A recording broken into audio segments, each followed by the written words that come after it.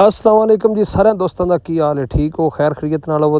अज तुहानू मैं अपने पिंड दे माहौल विखाना है, दारियां दा, डेरियां दा, जिन्हां दे विच खुशी गमी दे विच साडे पिंड दारियां दे विच बैठे रहिंदा है। किले किले विच विगे विगे कनालां च दारे ने।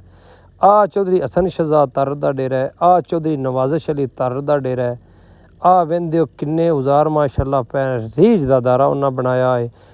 ठीक है, माशाअल्लाह कमाल दारा है। ठीक है, ये मैं बाहर तो ही इंदी ना वीडियो बनाई है। आ चौधरी अब्बास तारड़ उंदा दर है। ये भी माशाअल्लाह मैं ना कदूं कनालां च होना है।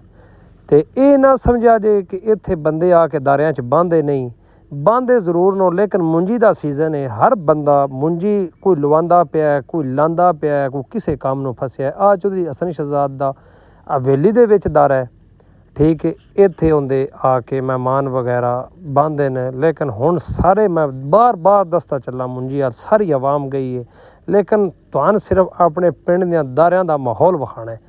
ठीक है, आ पूए हुसैन का दारा है। माशाअल्लाह बड़ा सारा दारा है। ये पुराना दारा बोड़ वाले तो मशहूर है, हुण फिर बोड़ आ गई इहदे विच। माशाअल्लाह उन्हां लाई एक ओ अगे लाई खलोती है सोटा। ते ये भी दारा बड़ा पुराना है, साडे पिंड दा मशहूर तरीन दारा है। ये तुहान सिर्फ शहरियां विखांदे पे हाँ, तुसी दारे वेखो, साडे पिंड वाले दे माहौल वेखो जटके।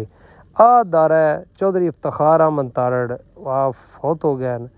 आ उन्हां दा दारा है। माशाअल्लाह उन्हां लान बूटे बड़ा ही माहौल बनाया है। उस तो बाद आ चौधरी तारक नज़ीर दा दारा है। ये मुरम्मत हुंदा पिया है। ठीक है, उन्हां मिस्त्री शिस्त्री लाए न।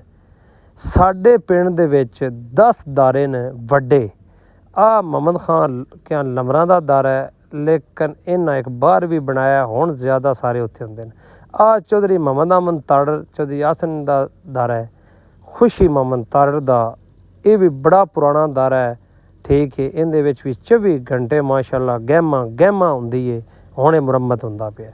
उस तो बाद आ दारा इल्ताफ तारड़ का दारा है। साडे पिंड जिन्ने दारे